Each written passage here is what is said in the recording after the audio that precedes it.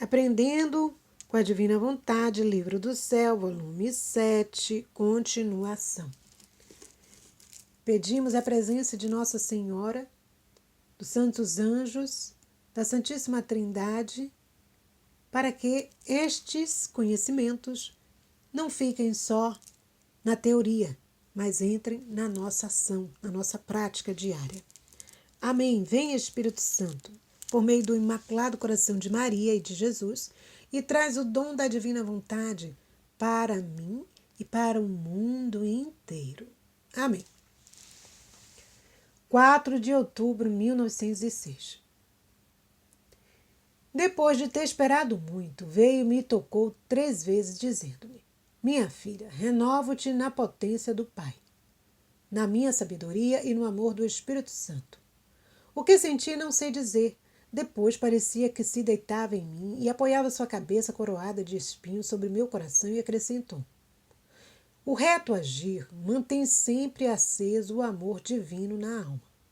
E o operar não reto vai sempre apagando-o e se faz para acendê-lo. Agora vem o sopro do amor próprio e o apaga. Agora o respeito humano. Agora a própria estima. Agora o sopro do desejo de agradar aos demais. Em suma, tantos sopros que o vão sempre apagando. Ao contrário, o reto agir não são tantos sopros que acendem este fogo divino na alma, senão um contínuo sopro que o tem sempre aceso, e é o sopro onipotente de um Deus. Vamos ver aí o que o Senhor quer nos falar. Então, o que significa?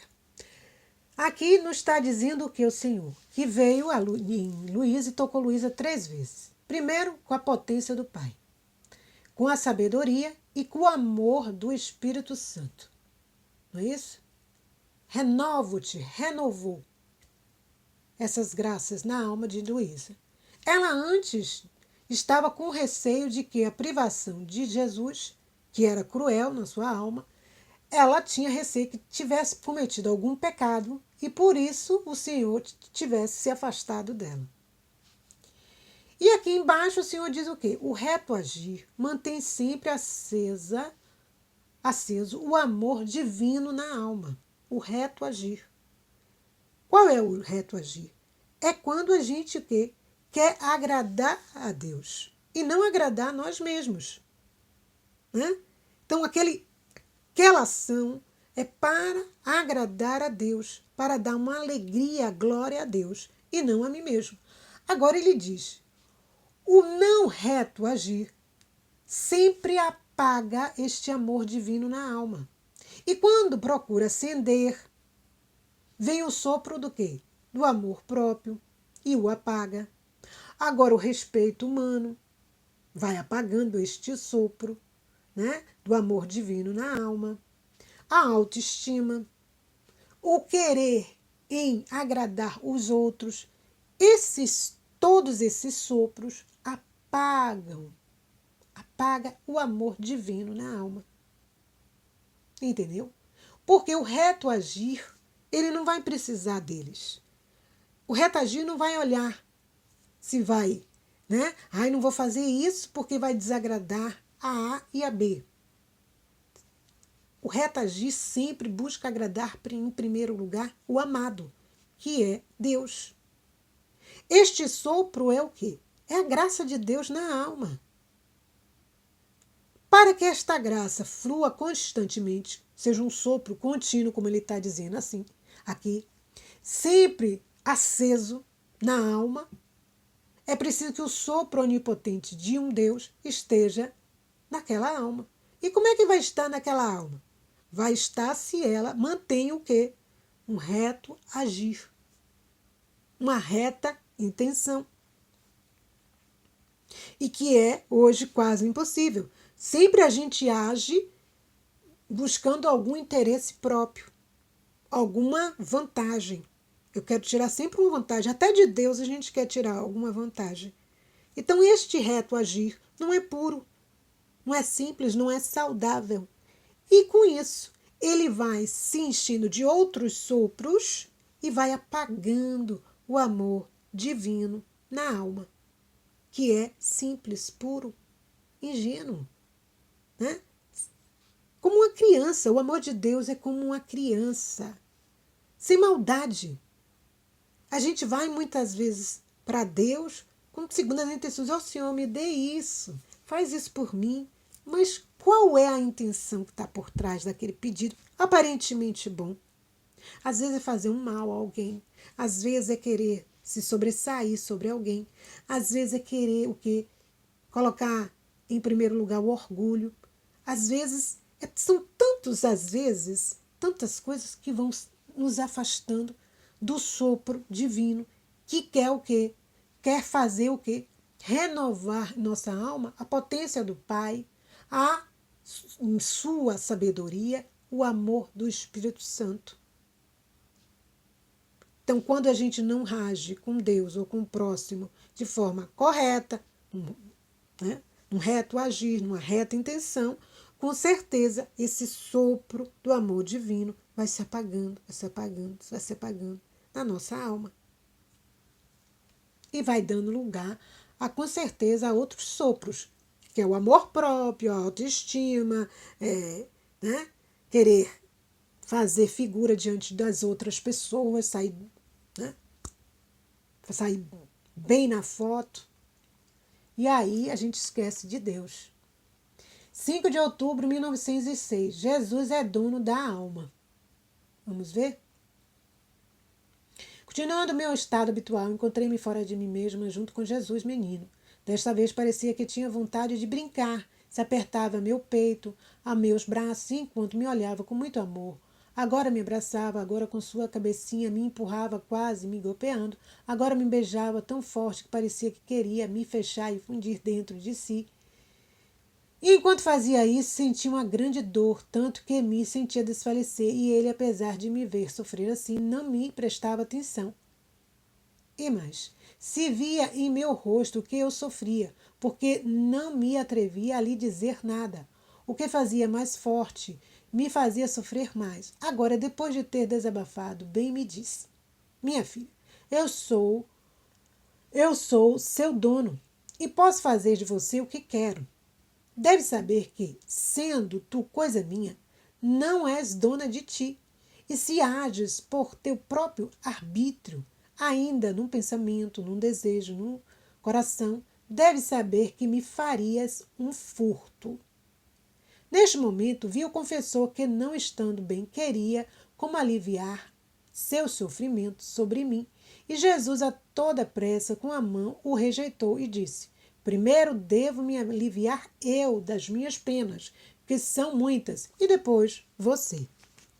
Vamos ver aqui, paramos aqui.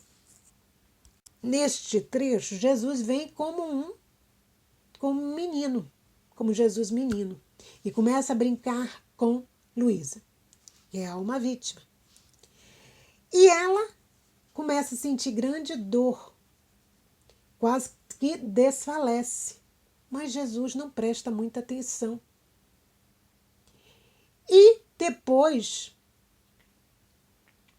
diz assim, depois de ter desabafado, bem me disse.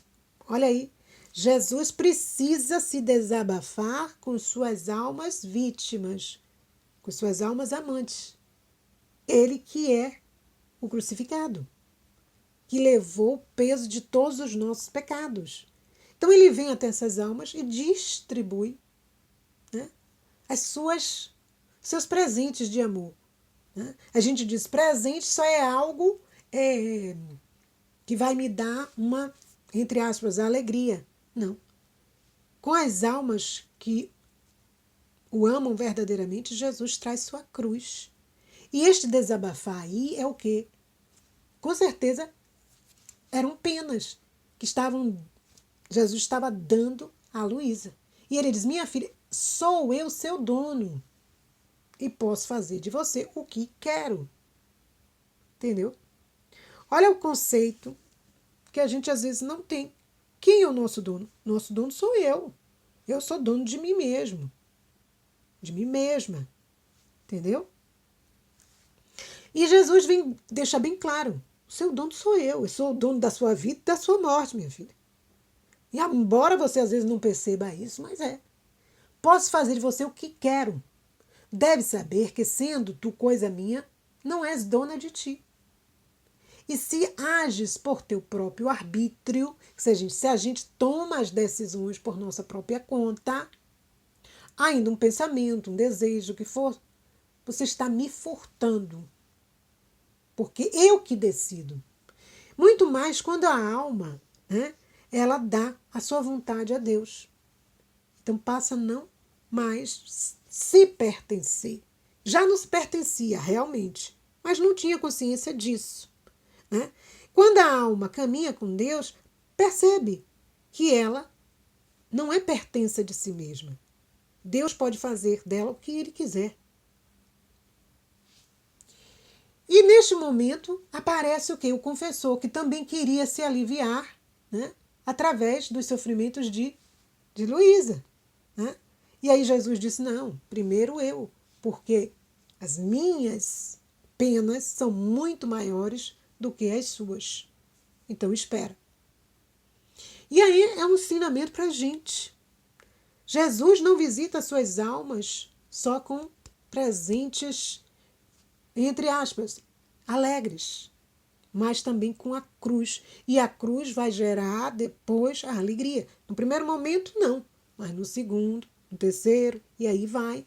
A alma vai percebendo os benefícios que aquela dor, que aquele incômodo, que aquela tribulação trouxe para o seu crescimento interior. 8 de outubro de 1906. A cruz serve o homem como a rédea ao cavalo. Olha aí. Vamos ver? Minha filha, a cruz serve a criatura como a rédea ao cavalo. Que seria do cavalo se o homem não usasse a rédea? Seria indomável, desenfreado, e não faria outra coisa senão ir de precipício em precipício, até enfurecer-se e tornar-se nocivo para o homem e para si mesmo. Olha aqui, vamos parar? Então, a cruz, ela vem como um freio. Vamos frear. Frear os ímpetos da alma, do homem. Porque senão, ficaria como um cavalo sem freios. Ou seja, o homem não poderia ser controlado no sentido positivo. Porque ele ia, aos poucos, se enfurecer e tornar-se cada vez mais nocivo para si próprio e para os outros. Mas, com a rédea, submete-se, faz-se manso, caminha por caminho reto e serve às necessidades do homem como um fiel amigo e fica salvo de qualquer precipício, porque o homem o guarda e o protege. Tá vendo? Então, a rédea trouxe todos esses benefícios ao cavalo. O que acontece com a cruz? Quando o Senhor nos manda? Ela vai nos ajudar. Ela vai nos dar um freio. Porque a nossa vontade sem freio, gente, ela faz qualquer coisa. Ela acha que tudo é possível, nada é barreira, tudo é permitido. Tá? E essas permissões que a vontade humana vai permitindo ao homem fazer de forma irrefletida, vai causar danos tanto para ele como para os outros. Tal é a cruz ao homem. A cruz o doma, o freia, o detém, o curso de precipitar-se nos caminhos das paixões que sente em si, que como fogo o devoram. Portanto, em lugar de enfurecer-se contra Deus e fazer-se mal a si mesmo, a cruz lhe apaga as paixões, o amansa, o conduz e serve à glória de Deus e à própria salvação. Olha quantos benefícios a cruz traz. Uma alma sem cruz, gente, é uma alma indomável. É uma alma nociva. É uma alma que se revolta contra Deus, contra si mesma. É uma alma que vai lutar contra a sua própria salvação. Se não fosse pela cruz, que a divina providência, por sua infinita misericórdia, tem como rédea para frear o homem, enquanto os outros males jazia a pobre humanidade. Olha aí, nós estamos vendo as condições que se encontra a humanidade atualmente. E Jesus manda as cruzes, continua mandando. Né? Imagine se Deus tivesse tirado as cruzes do mundo. O que seria do mundo? O que seria da humanidade? Se a cruz tem um papel de frear, né? De evitar que as paixões devorem esta alma, porque vai conter, vai apagar estas paixões, vai o amansar, vai o conduzir a servir a glória de Deus e a sua própria salvação. Então, se não houvesse cruzes, né? Se não houvesse a cruz, o que seria da humanidade? 10 de outubro de 1906. Jesus concorre em todas as ações humanas. Vamos ver? Esta manhã, o bendito Jesus fazia-se ver dentro de uma torrente de luz, e desta luz ficavam inundadas as criaturas, de modo que todas as ações humanas recebiam a atitude de operar desta luz. Enquanto via isto, o bendito Jesus disse-me. Então, Jesus estava envolto em uma torrente de luz, e esta luz inundava todas as criaturas, e todas as ações humanas recebiam a atitude de operar desta luz. Não, recebiam, né, esta luz para poderem operar. Minha filha, eu estou continuando concorrendo em cada mínima ação humana, ainda que fosse um pensamento, um respiro, um movimento. Mas as criaturas não pensam nesta minha atitude para com elas. Então, se nós estamos operando, falando, conversando, agindo, ouvindo, tudo isso está envolto aonde? No amor de Deus, na luz de Cristo, que nos sustenta. Mas a gente nem pensa nisso, né? Nem dá bolas. E além de que não fazem para mim suas obras, que sou de quem recebem a vida de seu próprio agir, atribuem-se a elas o que fazem. Olha aí, não pensam de onde vem este amor, esta luz, esta força, este ânimo, este vigor que a alma tem para realizar suas ações? Não pensam. Fazem as suas obras, né? E fazem como se fossem elas mesmas as autoras de tudo. Se pensassem nesta minha contínua atitude para com elas, não usurpariam o que é meu, em detrimento de minha glória e de meu bem, enquanto deveriam fazer tudo para mim e dá-lo a mim, porque tudo o que é feito para mim pode entrar em mim. Vamos parar aqui. Então, se eu tenho consciência que todas as minhas ações são iluminadas pelo amor de Deus, estas ações precisam serem direcionadas para quem?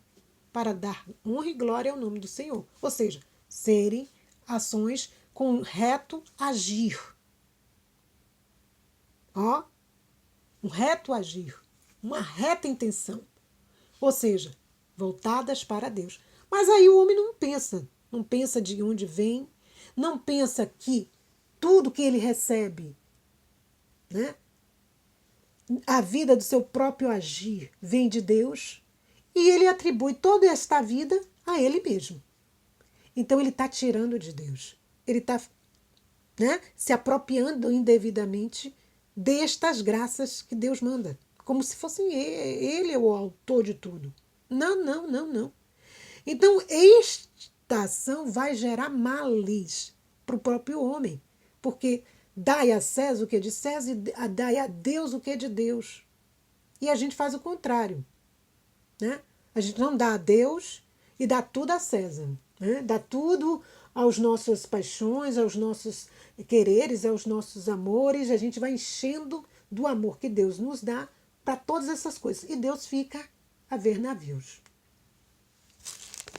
E eu o tenho em mim em depósito para dar tudo a ela na outra vida, enquanto o que não é feito para mim não pode entrar em mim, porque não são obras dignas de mim, mas eu sinto náuseas e as rechaço, mesmo que a minha atitude tenha concorrido. Tá vendo aqui? Vamos ler de novo. Então Jesus está dizendo aqui, se não veio para ele, né, aquelas obras não foram feitas nele, não podem entrar nele. Não podem entrar nele. E, portanto, não são dignas dele.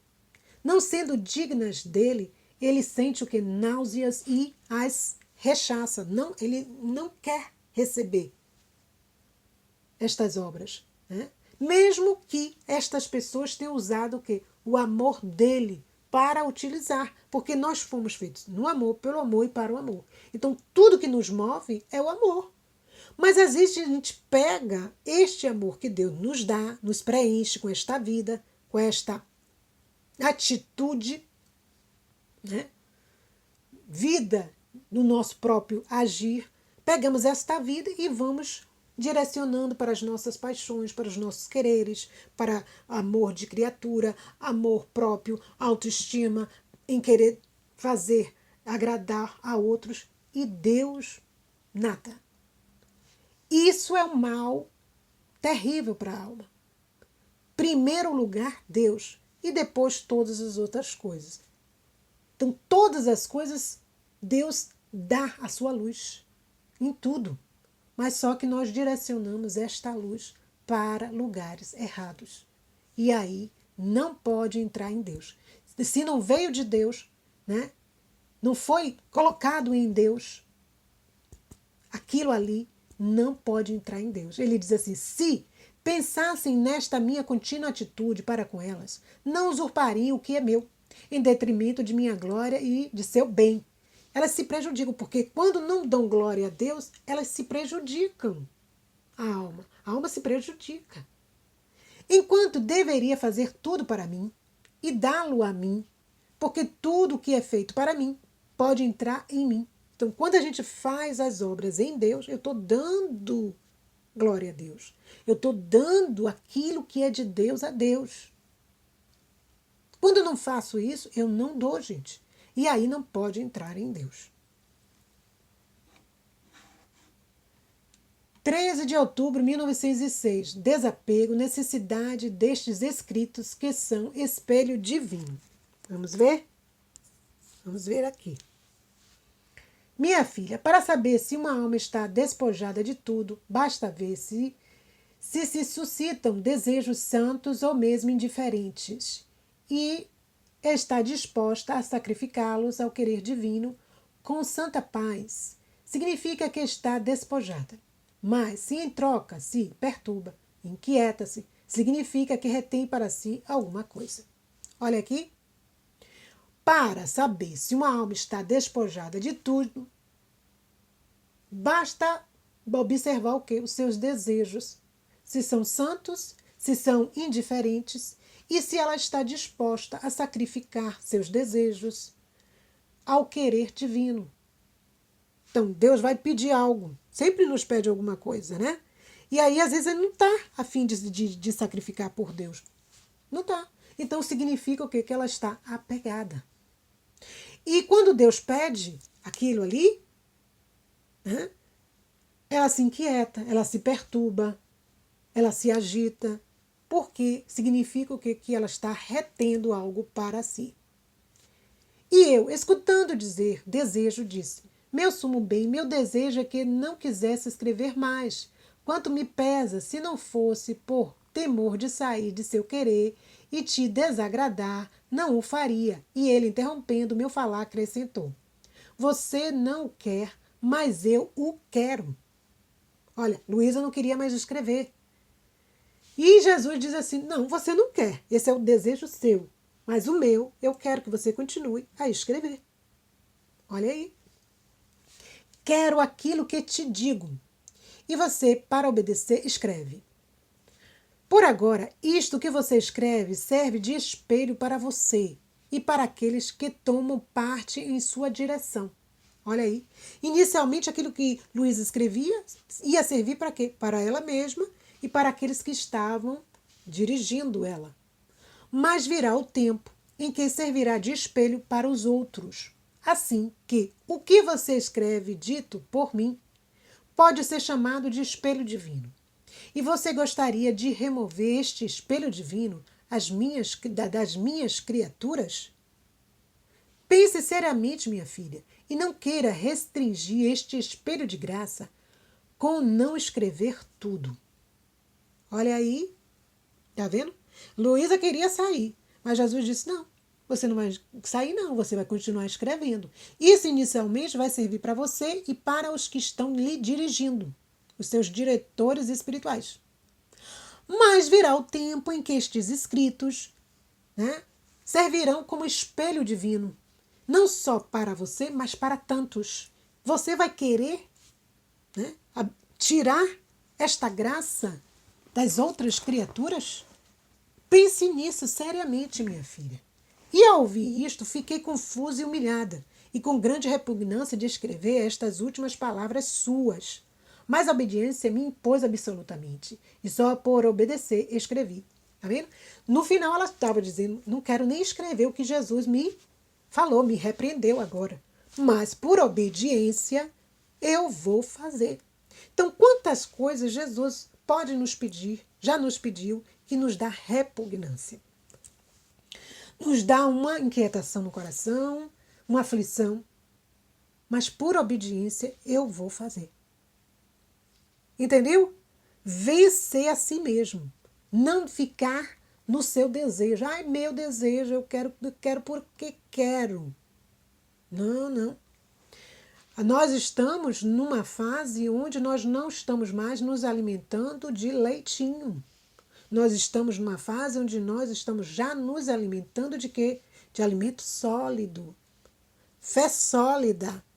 Não é fé líquida, mas sólida.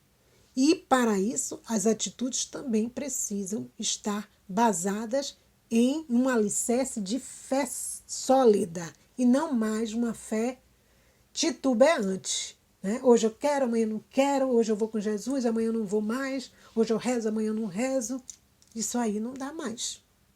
Não dá mais. Né? Jesus não quer assim mais. Ele nos pede uma fé segura. Como ele dizia a Santa Teresa de Calcutá. Eu estou lendo um livro, atualmente estou no início, e o título é Madre Teresa, Seja a Minha Luz, e é baseado nos escritos mais íntimos da Santa. E no processo, né, de Madre Teresa colocar em prática a obra que Deus pede a ela, o novo de Deus para ela, que não foi fácil, Madre Teresa, por ter um temperamento muito decidido, muito firme e muito disponível a Deus, queria, logo que começou a ouvir os chamados de amor de Deus, colocar em prática aquilo que Deus pedia. Só que ela estava dentro de uma congregação, ela obedecia aos seus superiores, ela não podia fazer pela cabeça o que ela queria, o que ela desejava. Então ela teve que esperar em Deus. E Deus começava a falar dentro dela, você vai me negar aquilo que eu estou lhe pedindo? Antes, Madre Teresa tinha feito um voto de não negar nada, nada a Jesus. Então, quando ela começa a ouvir este chamado no interno dela, você vai me negar o que eu estou lhe pedindo? Você vai me negar aquilo que eu estou lhe pedindo? Isto fazia com que Madre Teresa se agitasse, mas não era uma agitação que, como a gente está vendo aí, de apego, não é agitação, mas agitação do quê? Aquela que ama, quer obedecer imediatamente o chamado do amado. Mas isso não era fácil, ela tinha que começar a expressar aquilo que Jesus falava através do quê? De suas conversas com o seu diretor espiritual, e chegou ao ponto de escrever para o próprio bispo, né? E ela mostrando a necessidade e a urgência daquilo que Jesus pedia para ela fazer, para ela sair daquela congregação e começar uma nova obra, uma obra de caridade junto aos pobres, os mais pobres de Calcutá. Logo no início, o bispo não cedeu, porque como era algo inédito, né, praticamente inédito, ela queria, mas o bispo disse, não é assim. Temos que ter toda uma prudência, toda uma cautela, e várias cartas são trocadas, E neste caminho, ela tem que ouvir e obedecer à voz do Senhor. E num trecho assim interessante, ela dizia assim, ó. Olha o que ela diz. Nós temos o poder de dizer sim ou não a Deus, né? Nós temos. E ela diz assim, eu vou ler aqui em italiano e depois a gente traduz. Ma Teresa non perse mai l'acuta consapevolezza dei próprios limites, quer dizer, ela não perdia mais o senso dos seus próprios limites, né? Ela tinha consciência dela própria debolezza, da sua própria fraqueza, dela própria povertà, da sua própria pobreza. Ela sabia quem era ela, o nada que ela era. Solo l'aiuto di Dio e la sua grazia costante potevano rendere possibile una cosa salda fedeltà. Então, somente a ajuda de Deus e da graça de Deus constante poderia possibilitar esta fidelidade que ela precisaria frente àquilo que Jesus pedia. Come avrebbe spiegato in seguito, sapeva bene che. Então, ela começa a explicar aqui o que poderia acontecer. Possiamo rifiutare Cristo como rifiutiamo gli altri. Quer dizer, poderíamos negar a Cristo como nós negamos aos outros. Non ti darò le mie mani per lavorare. Não te darei as minhas mãos para trabalhar. I miei occhi per vedere, os meus olhos para ver. I miei piedi per camminare, os meus pés para caminhar. La mia mente per studiare, a minha mente para estudar. Il mio cuore per amare, o meu coração para amar. Tu bussi alla mia porta, o Senhor bate na minha porta, ma io non aprirò, mas eu não abrirei. Non ti darò la chiave del mio cuore, eu não te darei a chave do meu coração. Então, Madre Teresa sabia que ela poderia negar a Jesus aquilo que ele pedia, como nós negamos a qualquer outra pessoa alguma ajuda, né? Então ela tinha este medo, mas ela sabia que se Deus estivesse com ela, aí a sua graça, ela poderia ser fiel até o fim. E é isso que nós estamos pedindo aqui com esses escritos de Luísa, né? Madre Teresa vem nos ajudar aqui, dizer o quê? Que nosso sim ou nosso não pode impedir a ação de Deus na nossa vida e na vida de tantos. 14 de outubro de 1906, a própria estima envenena a graça, purgatório de uma alma por ter negligenciado a comunhão. Vamos ouvir?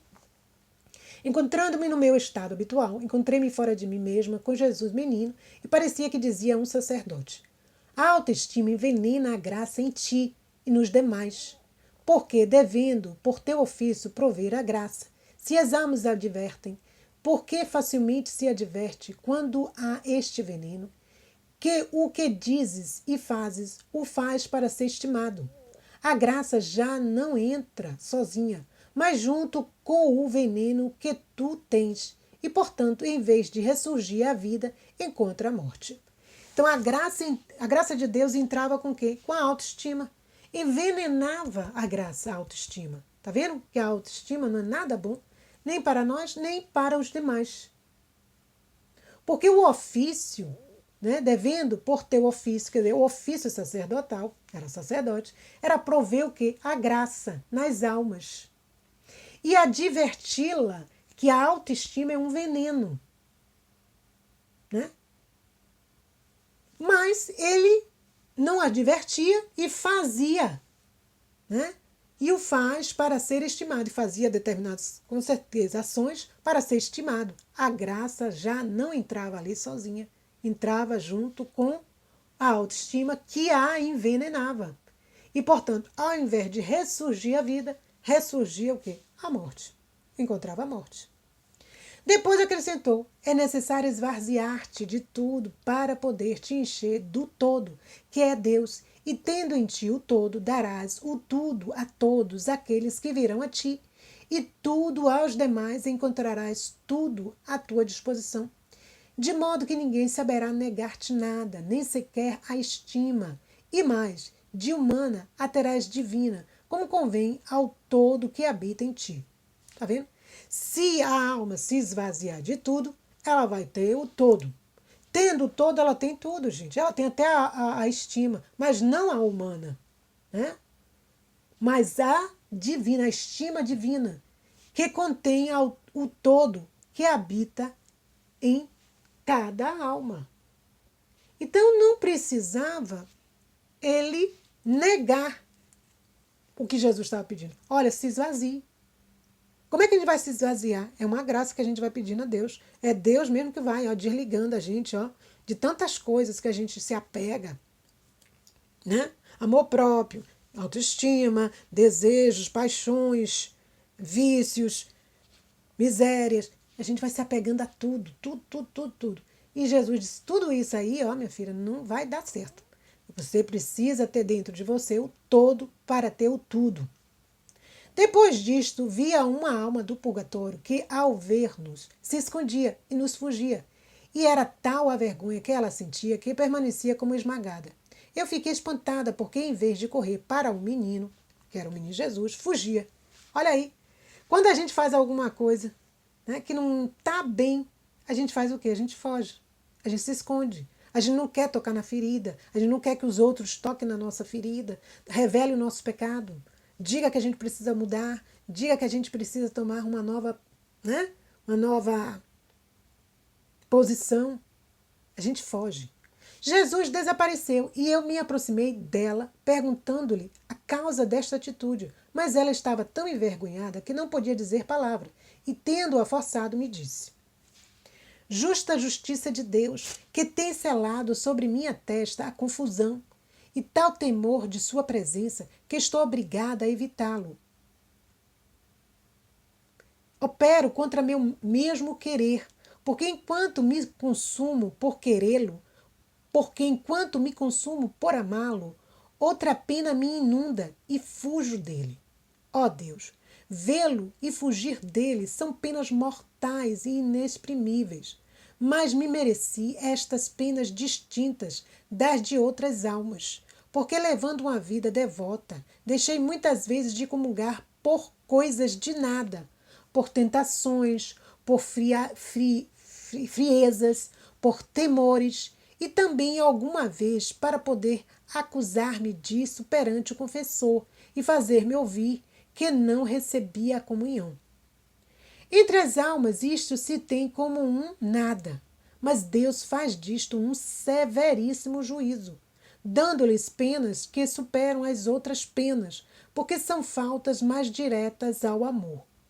Além de tudo isto, Jesus Cristo, no Santíssimo Sacramento, arde de amor e pelo desejo de dar-se às almas. Sente-se morrer continuamente de amor, e a alma, podendo aproximar-se e recebê-lo, e não o fazendo, é mais e mais. Fica indiferente com tantos inúteis pretextos. É uma afronta e um desprezo tal que ele recebe, que se sente delirar, queimar, e não pode dar desafogo às suas chamas. Sente-se como sufocar por seu amor, sem que encontre a quem dar parte, e quase enlouquecendo vai repetindo: os excessos de meus amores não são tomados em conta, não são esquecidos, mas são esquecidos. Mesmo aquelas que se dizem minhas esposas não têm ânsias de me receber e de me fazer desabafar, ao menos com elas. Em nada sou correspondido. Vamos parar aqui. E já estamos finalizando estas meditações. Então, olha aqui, a pena que esta alma sofria. E ela sofria porque aqui ele diz assim, ela sofria essa pena. Qual era a pena? Ela queria Deus, queria amá-lo, mas a pena era de quê? De ela fugir dele. Fugir.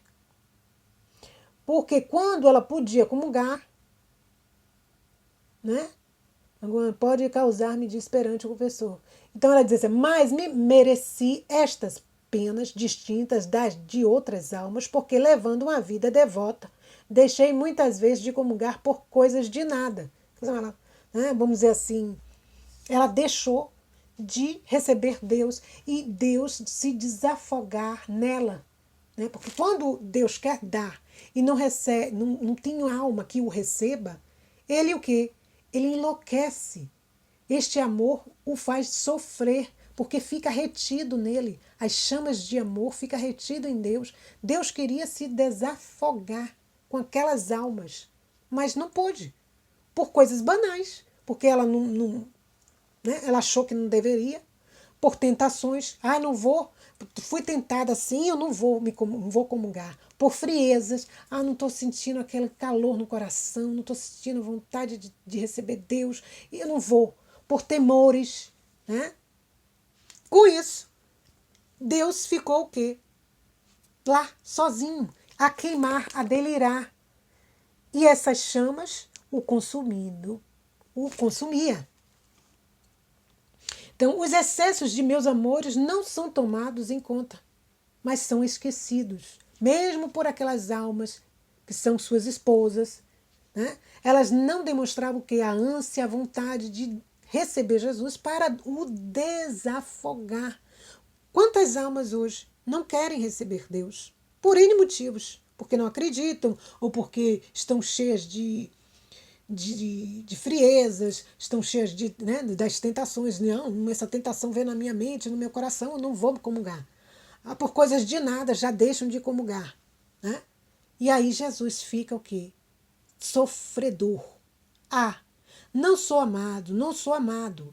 E o Senhor, para me fazer purgar estas faltas, fez-me tomar parte na dor que ele sofre quando as almas não o recebem.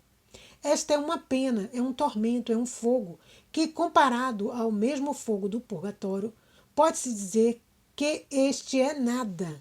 Olha aí, compara o fogo do coração de Jesus, diz assim, o fogo do purgatório já é terrível. Imagine este fogo comparado com o fogo do purgatório. O fogo do purgatório não é nada. Este fogo me consome.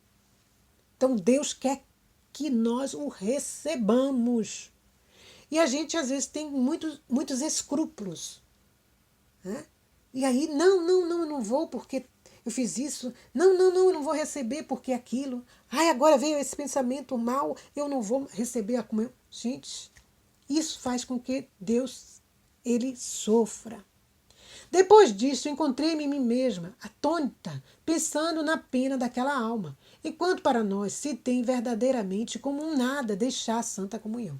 Meu Deus, piedade e misericórdia de mim e de tantos, né? Deus Jesus. A gente acha que é simples, tem nada não, eu não vou hoje, não. Eu não vou tomar Jesus, eu não vou receber Jesus, larga lá, né? No outro momento. Meu Deus, perdão e misericórdia. Misericórdia, Jesus. Eu creio. Quando a gente não pode, Jesus, vem espiritualmente dentro da nossa alma, Jesus. Eu não posso vos receber sacramentalmente, por isso, na tua divina vontade. Fusionando a tua vontade na minha, Jesus, fusionando todo o teu ser no meu. E eu lhe recebo agora espiritualmente, dentro do meu corpo, da minha alma e do meu espírito. Vem, divina vontade, reina em nós e no mundo inteiro. Muito mais as almas, né, que estão às vezes na santidade divina, porque quando é na santidade, quando estão na santidade divina, Deus, nossas ações, Deus vai trabalhando naquela alma para que ela se torne uma hóstia viva, né? Uma hóstia viva. E quando a gente está na santidade humana, a gente tem que buscar este Deus continuamente, né? Na santa hóstia. E Deus quer que a gente continue fazendo isso? Lógico, com certeza. Mas o Senhor está mostrando o quê?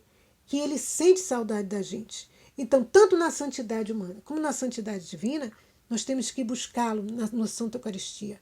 Na Santa Eucaristia, porque este encontro de amor, este encontro de dois corações que se desejam, que se querem, não está esquecido. Deus não fica esquecido. Então, vamos ficando por aqui. Até a próxima reflexão do Livro do Céu, do volume 7, A Paz de Jesus e o Amor de Maria. Fiat!